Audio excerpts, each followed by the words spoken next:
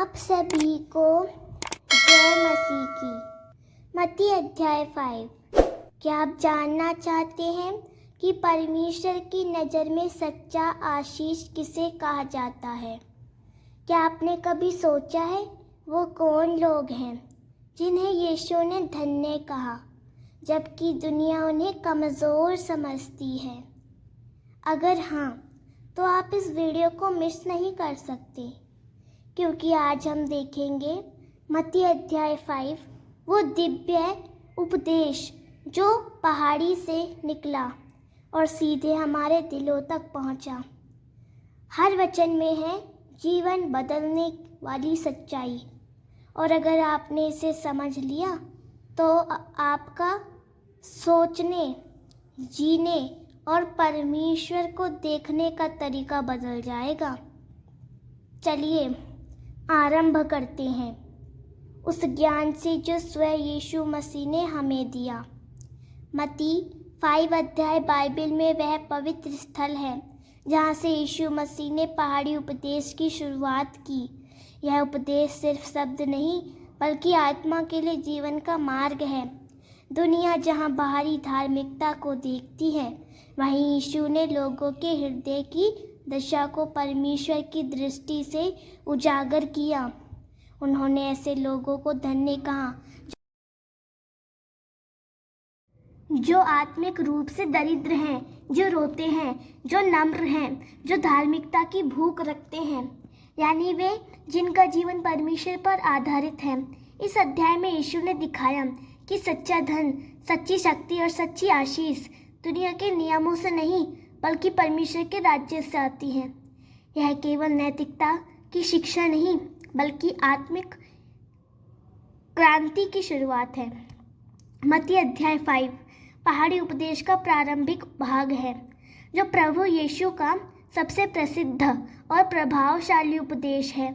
यह उपदेश गलील की एक पहाड़ी पर दिया गया था, जहाँ प्रभु ने अपने चेलों और भीड़ को स्वर्ग के राज्य की सच्चाइयों का उजागर किया।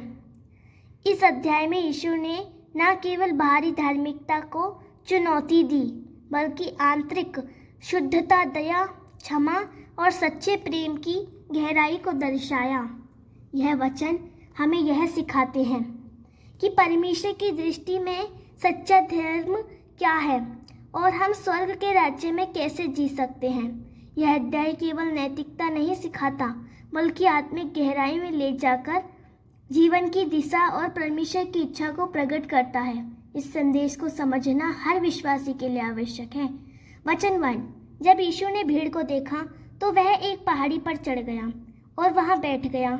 उसके चेले उसके पास आ गए। यहाँ हम देखते हैं कि यीशु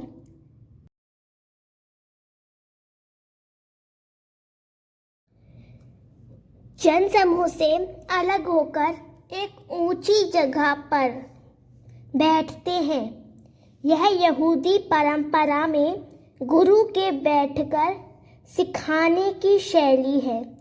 चेले पास आते हैं क्योंकि वह गहराई से सिखाना चाहते हैं। वचन 2। तब उसने उन्हें सिखाना शुरू किया और कहा।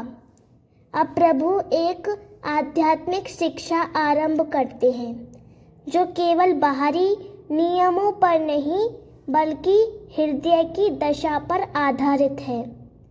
अब आती है 8 धन्यताएं, ब्लेसिंग, जो प्रभु यीशु के राज्य के सिद्धांत दर्शाती है। वचन 3। धन्य है वे जो अपने आत्मिक दरिद्रता को जानते हैं, क्योंकि स्वर्ग का राज्य उनका है। आत्मिक रूप से गरीब वे हैं जो महसूस करते हैं कि वे परमेश्वर के बिना कुछ भी नहीं हैं। ऐसा मन विनम्र होता है और परमेश्वर पर निर्भर होता है। यही लोग स्वर्ग के राज्य में प्रवेश पाते हैं। वचन 4। धन्य है वे जो विलाप करते हैं, क्योंकि वे शांति पाएंगे।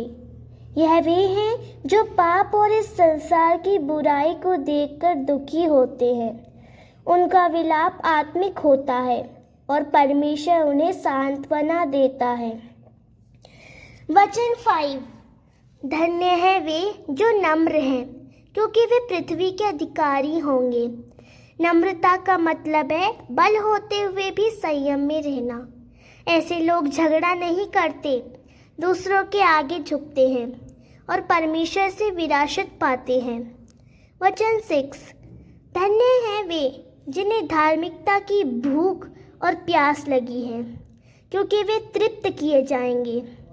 जो लोग परमेश्वर की इच्छा को जानने और करने की तीव्र इच्छा रखते हैं, परमेश्वर उनकी आत्मा को संतुष्ट करता है। वचन 7। धन्य है वे जो दयालु हैं, क्योंकि उनके प्रति भी दया की जाएगी। दूसरों पर दया दिखाने वाले स्वयं परमेश्वर की दया के पात्र बनते हैं। यह एक गहरा आत्मिक सिद्धांत है। वचन 8। धन्य है वे जिनका हृदय शुद्ध है, क्योंकि वे परमेश्वर को देखेंगे। शुद्ध हृदय वाला वह है जो पाखंड, कपट और अशुद्ध विचारों से दूर रहता है। ऐसे लोग आत्मिक रूप से परमेश्वर का दर्शन करते हैं। वचन 9। धन्य है वे जो मेल कराने वाले हैं, क्योंकि वे परमेश्वर के पुत्र कहलाएंगे। परमेश्वर के पुत्र वे होते हैं जो झगड़े और मत भेदों में शांति स्थापित करते हैं। उनका जीवन मेल मिलाप का संदेश होता है। वचन 10। धन्य हैं वे जिन्हें धार्मिकता के कारण सताया जाता है, क्योंकि स्वर्ग का राज्य उनका है। जब लोग सच्चाई और धर्म के कारण हमें सताते हैं, तो वह दुख व्यर्थ नहीं होता। स्वर्ग का राज्य ऐसे ही लोगों का होता है। वचन 11। धन्य हो तुम जब लोग तुम्हारा अपमान करें, तुम्हें सताएं और मेरे कारण तुम्हारे विरुद्ध झूठ बोले। यीशु यहाँ व्यक्तिगत रूप से अपने चेलों को संबोधित करते हैं। जब वे मसीह के कारण आलोचना और उत्पीड़न झेलते हैं, वे धन्य होते हैं। वचन 12। आनंदित और मगन हो जाओ, क्योंकि स्वर्ग में तुम्हारा इनाम बड़ा है। उसी प्रकार उन्होंने पहले भविष्यवक्ताओं को सताया था। यह वचन हमें याद दिलाता है कि मसीही जीवन में दुख और उत्पीड़न असामान्य नहीं, बल्कि स्वर्गीय इनाम की तैयारी है। मत्ती अध्याय 5 बाइबल के सबसे महान भागों में से एक है, जहाँ स्वयं यीशु मसीह ने पहाड़ी पर बैठकर अपने चेलों और भीड़ को परमेश्वर के राज्य के रहस्य सिखाए।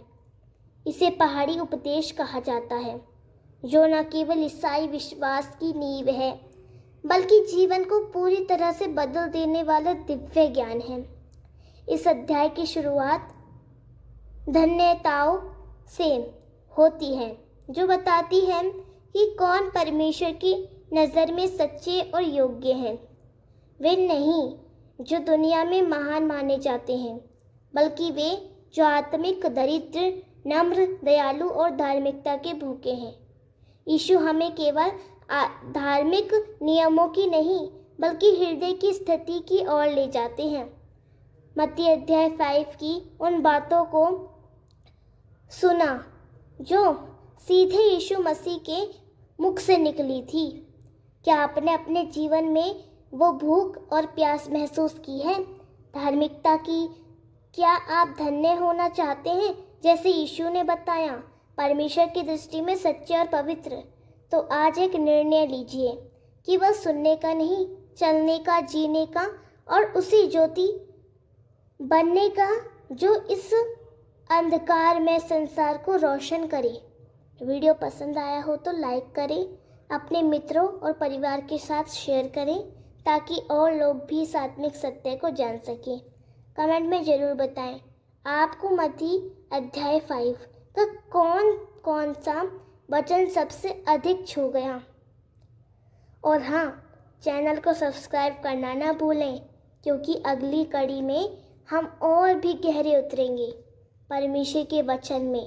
तब तक नम्र रहें, दयालु रहें और मसीह की ज्योति बने। परमेश्वर आपको आशीष दे।